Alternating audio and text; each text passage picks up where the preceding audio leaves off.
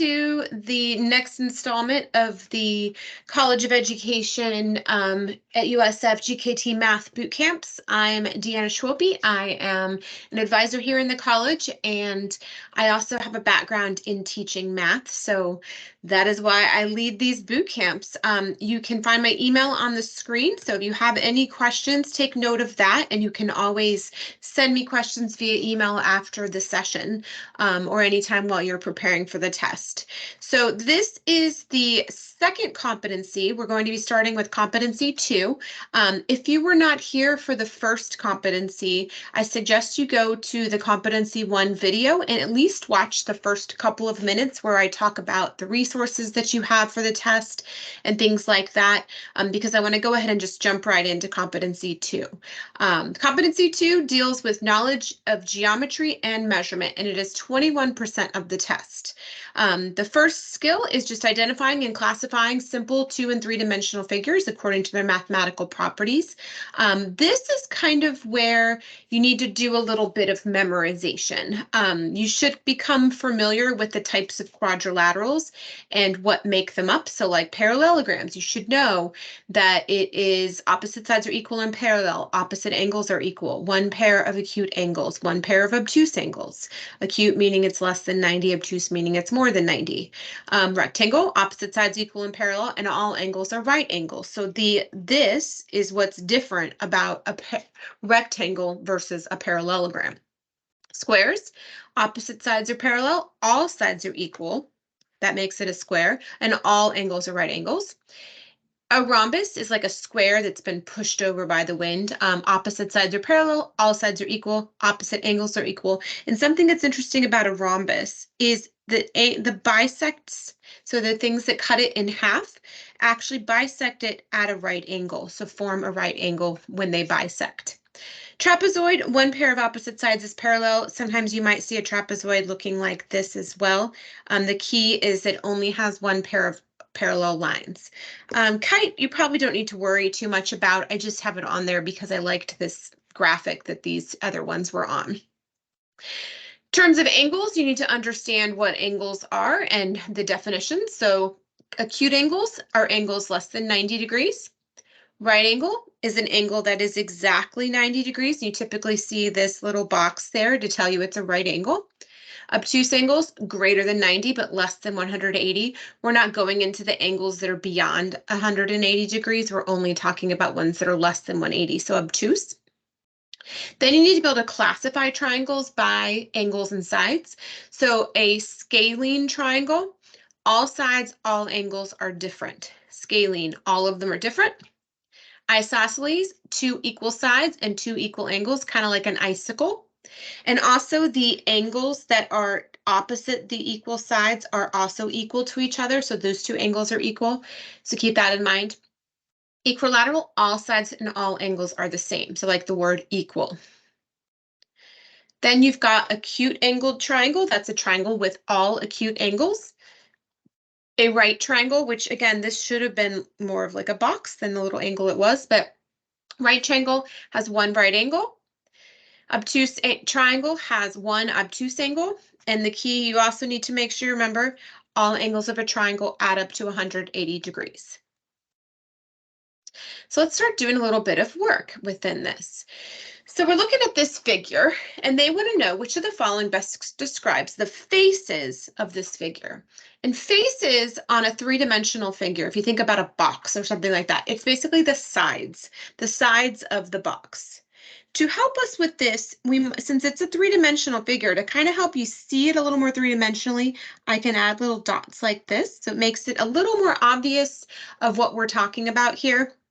So you see there's a triangle on the left, there's a triangle on the right, there's some 4-sided figure on the bottom, on the back, and on the front. So we know based on the answer choices, we have either 2 equilateral or 2 isosceles triangles, and then we have squares and rectangles. So the first thing we probably want to figure out is what do we have in terms of the triangles. If we look at the triangles here on the left side, so you already see 45 degrees and 45 degrees. So if we go based on all angles of a triangle add up to 180 degrees, that means our last angle is a 90-degree angle. So that makes that triangle an isosceles triangle. So it's not A and it's not B. And we know that there's an isosceles triangle on the left and one on the right. Because we know it's an isosceles triangle, we also know that since the two angles are the same, the two sides are the same. So we know that side A equals side B. So we could almost go around and say dot, dot, dot, all of those on the back are equal. All of these on the bottom are equal. And then on the front, we've got side C, which is different than the others. So side C right here is its own. So that means we have two equilateral triangles, two squares, and one rectangle. So the answer is D. So you kind of have to do a little bit of visualization to kind of break it apart and see what it's made up of. All right, number 16, identify this triangle. So let's just look at it. We notice first about the sides. There's one dash there, 2, 3. So all the sides are different. We know all the angles are different. So we definitely know it's a scalene. And then we can kind of look based on angles, and we can see that this angle right here is obtuse. So it is a scalene obtuse. 17, what is the best name for a quadrilateral with exactly one parallel sides? Remember, we can go back to our little diagram from before. The only one with one pair of parallel sides is a trapezoid. The rest of them have two pairs of parallel sides. A triangle has angles of 30, 65, and 85. So we already know they're all different. So it's a scalene, and they're all less than 90 degrees. So it is acute. What is the best name for a parallelogram with 4 right angles and 4 congruent sides? All right angles, all congruent sides. It is a square. And then we move on to the next skill. Competency 2, skill 2, solve problems involving ratio and proportion. For example, scale drawings, models, real world scenarios. So in this part, we're going to be writing proportions. A proportion is just a ratio or a fraction set equal to another one.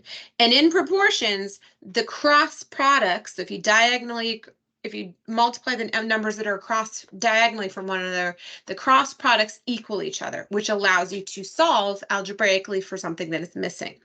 And then also there's a trick that I taught in competency 1, which I'll teach you again in this one as well. A lot of times when you're writing out these proportions, it's best to write them in words first, because then you can kind of see it with words and you just fill in the information. So we've got this elementary school. We have the student to teacher ratio. So I'm going to put students on the top, teachers on the bottom. The student to teacher ratio is 25 to 1.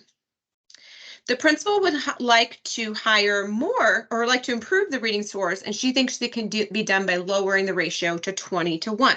So the new student to teacher ratio is 20 to 1.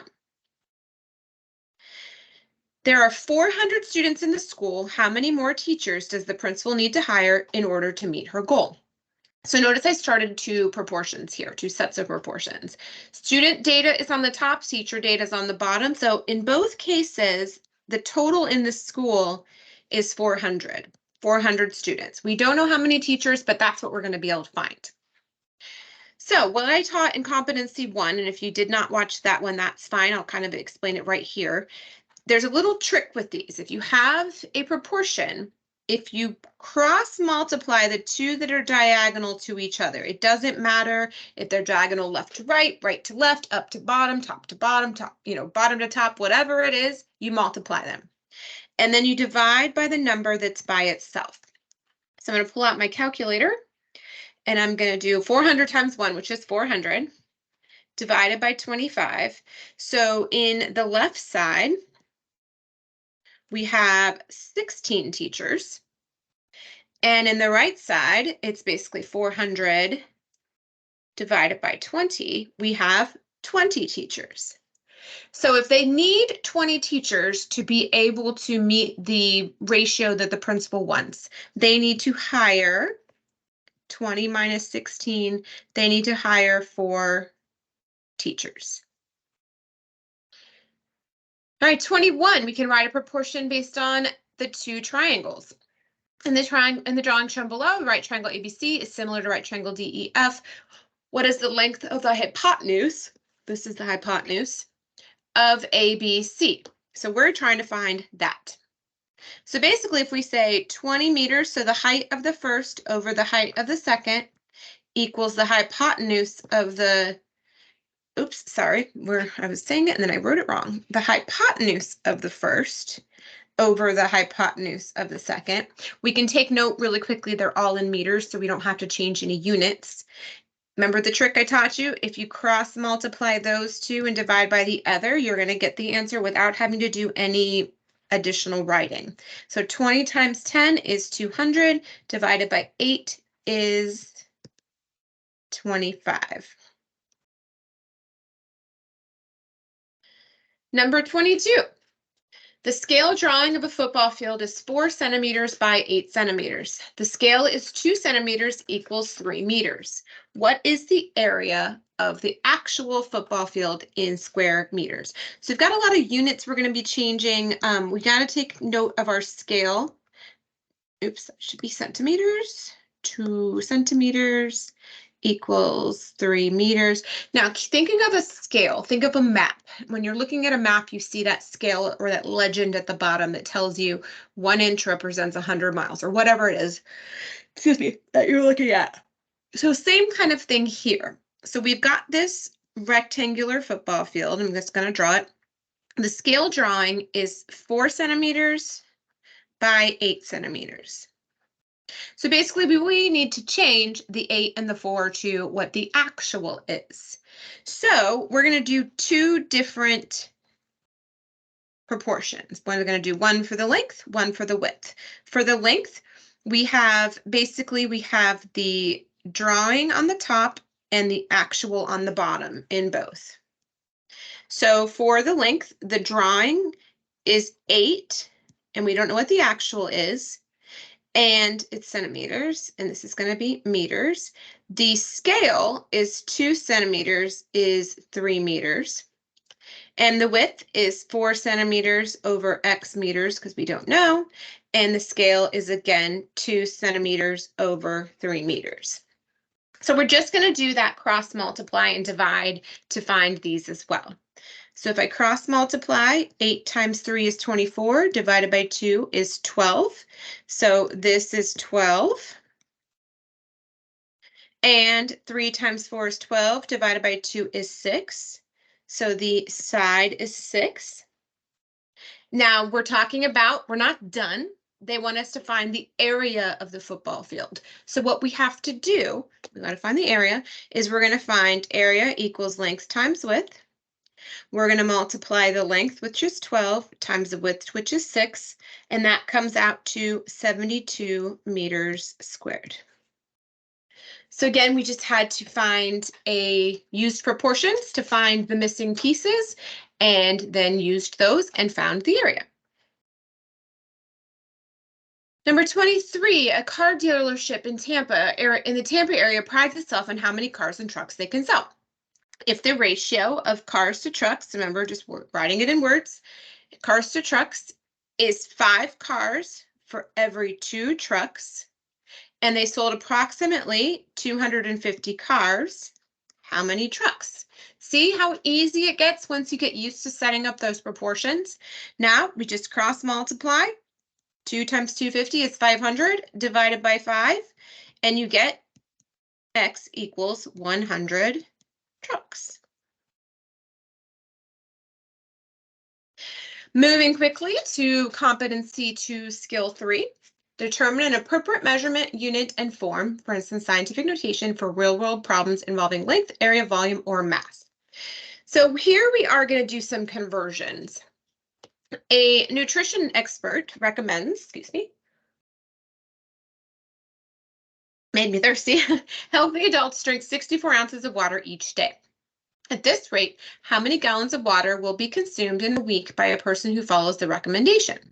So, a couple things to take note. We're changing ounces in this case to gallons. We are talking about per day in this example. And then we're going to figure out based on each day how much in a week. So let's start off with our 64 ounces. And in competency 1, I did one problem where we did a conversion. So this is where we're going to do some more conversions if you did not watch that. So in a conversion, you can write the first one as a fraction by putting it over 1.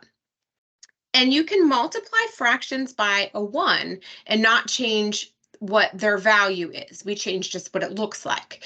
So what a conversion factor really is we're changing whatever you're changing from on the bottom to what you're changing to on the top. So what we know, and if you scroll back to your initial first page of this document, so you're in your practice document, then you'll see that you're talking about, you have the rate or conversion factors. So you know that there are 8 ounces in a cup, 2 cups in a pint, 2 pints in a quart, 4 quarts in a gallon. So I'm going to use those now. So we have 8 ounces in 1 cup. I taught my students that you can cross cancel them. And once you get to what you want, you stop. So we're not done because we're at cups. So we can change cups to pints. So 2 cups and 1 pint. We're still not there. We can change pints to quarts. 2 pints is 1 quart. Still not there. And we can change quarts to gallons. There are 4 quarts in 1 gallon.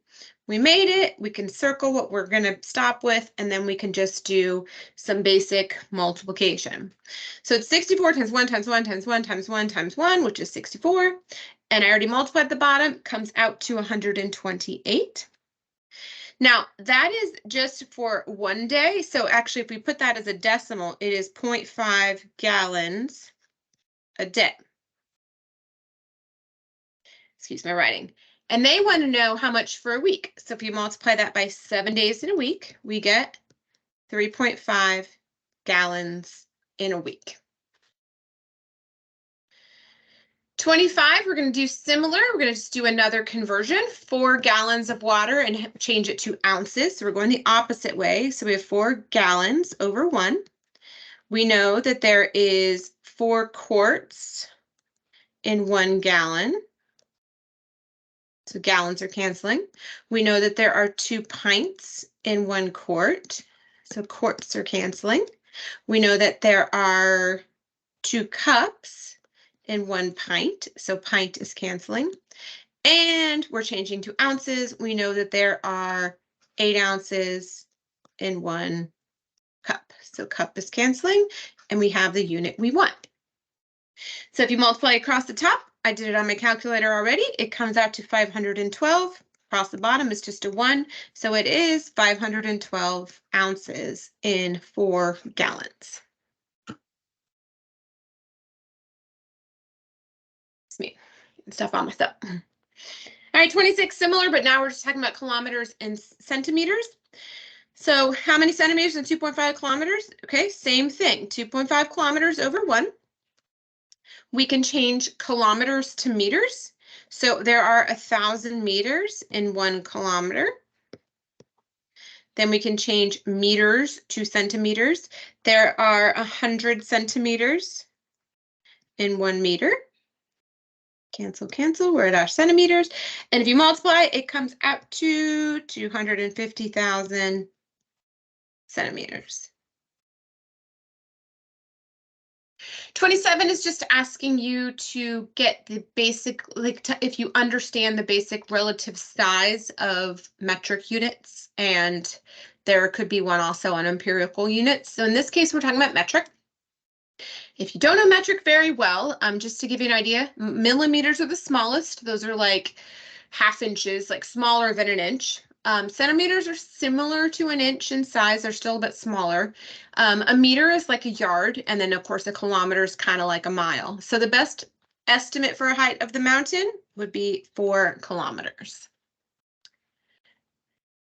All right, still in measurement, we're talking about the weight of things.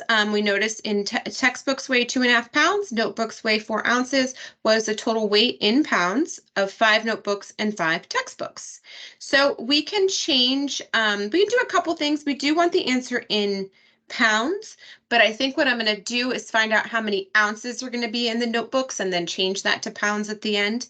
So let's just start with the textbooks. We have 2.5 pounds, and there's 5 of them. So 2.5 times 5, change to my next page, is 12.5. I can go ahead and change, or I'll just do, so that's pounds. Let's make sure we keep it there. So then we have 4 ounces times 5, that's 20 ounces. So we should probably figure out how many pounds 20 ounces are. So we have 20 ounces over 1. And now we're talking about weight. So you have to look at the other conversion. We're not going cups. So it's not 8 ounces in a cup.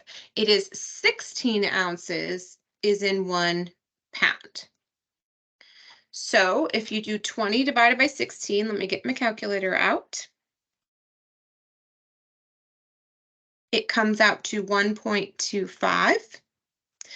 And then if I add them together, I have, so that's pounds, we have 12.5 plus 1.25, and it comes out to 13.75 pounds. So that's how much it weighs for 5 notebooks and 5 textbooks at those weights. All right, 29, we've got a science experiment. Mr. Jones is collecting leftover water from a science experiment. He collected 1 cup, 8 ounces from one group, 6 ounces from another, 1 cup, 6 ounces from a third, and 8 ounces from the last. How many total cups of water were collected? I'm actually going to just write them vertically like I was doing just an addition problem. And then you'll see when I get to the end that I'm going to combine my ounces to cups because I'm going to have more than 1 cup in terms of ounces. So you have 1 cup, 4 ounces. The next one is only 6 ounces. The next one is 1 cup, 6 ounces. And the last one is 8 ounces. So the cups, we've got 2. We've got 4, 12, 24 ounces. So I need to change my ounces 2 cups. So there's 8 ounces in a cup. So 24 divided by 8 is 3 cups. So we've got our 2 cups from before plus our 3 cups here. So they had a total of 5 cups of liquid left after the experiment. All right, moving quickly on to competency 2, skill 4. Solve real-world measurement problems, including fundamental units such as length, mass, time, derived units, miles per hour, dollars per gallon, and unit conversions. For a tip for this, write down all necessary numbers, information, what the question's asking you to solve. Make sure to pay close attention to possible changes in units, something similar we said before. So number 30 is asking about unit prices. So basically what a unit price is how much is it for one? You might see these at the grocery store if you look at the price tags really closely, and it talks about, per ounce for this particular item. So basically we're just taking how much it is and dividing by how many there are. So $2.80 divided by 8 comes out to 35 cents a bagel. $3.35 divided by 10 comes out to basically 34 cents a bagel. And $4.35 divided by 15 comes out to 29 cents a bagel. So they want to know which of the following would be the best deal. So the best deal, now granted that's if you want to buy that many, if you only wanted one, obviously the best deal is to buy less, but the best deal is to buy 15 of them at $4.35. Okay, 31. A low-level room flooded 18 inches during the storm. When pumped out, the pump removed 1.5 inches of water in 50 minutes. How many hours will it take to pump to empty the room of water? So we can look at it a couple ways. We can figure out how many inches per minute. And then based on 18 inches, we can figure out how many minutes that will be, and we can change it to hours. So I think that's what we're going to do. So basically it is 1.5 inches in 50 minutes, which if I divide that comes out to 0.03 inches per minute. So now if I want to say how many 0.03s are in 18, if I divide 18 by 0.03, it comes out to 600 minutes. So it takes them 600 minutes at that rate to pump out the water. But they want to know how many hours. Remember, GKT is a multiple choice test and they like to try to trick you. I imagine 600 minutes is going to be there because if someone wasn't paying attention that they want it in hours, they might miss it. So make sure you're paying attention. So now we say 600 minutes, and we can do a conversion just like we do all of them. There are 60 minutes in 1 hour. So basically we're dividing 600 by 60, and that comes out to 10 hours. At that rate, it would take 10 hours to pump out all of the water. All right, 32, talking about same similar thing, also rates. Kevin got a new job doing data entry for a publishing company. In his first week, he could type 250 words in 5 minutes. After a few weeks, he could type 455 words in 7 minutes. And we want to know, did his typing speed increase or decrease, and by how many words per minute? So if we divide 250, pull out my calculator, divided by 5, we get 50 words per minute. If we divide 455 divided by 7, we get 65 words per minute. So we already know he's getting faster. By how much?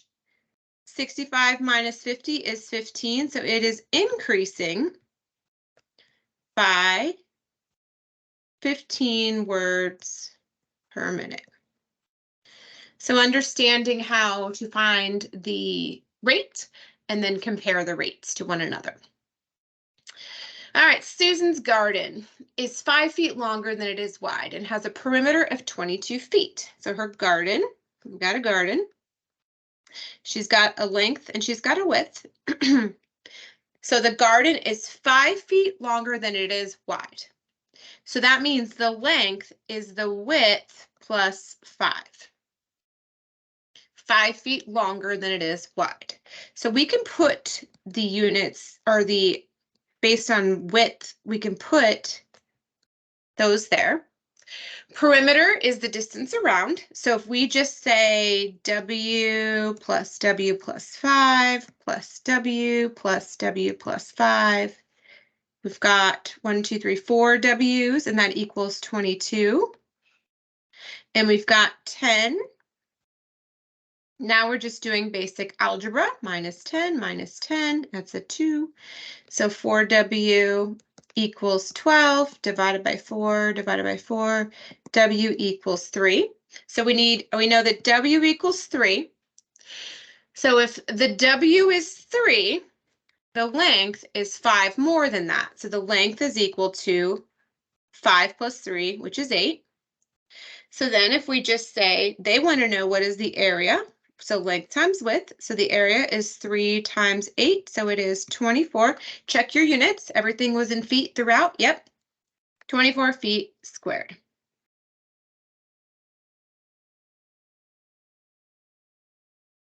All right, Sandy would like to buy new carpet for her living room. Her favorite home improvement store sells the type of carpet she likes for $22.50 per square yard. Her living room is 12 feet by 15 feet. How much will she spend to carpet her room? Now we're going to take note. The units are in feet, but the price is in square yards. So we're going to have to change our feet to yards before we find the area. Always change the units first. Do not multiply them and find the area and then try to change the units. So it is 12 feet and 15 feet. And there are 3 feet in 1 yard. So basically, we're dividing both of these by 3. So 12 divided by 3 is 4 yards. 15 divided by 3 is 5 yards. So the room is 4 yards by 5 yards. If we know the area is length times width, it's 4 times 5.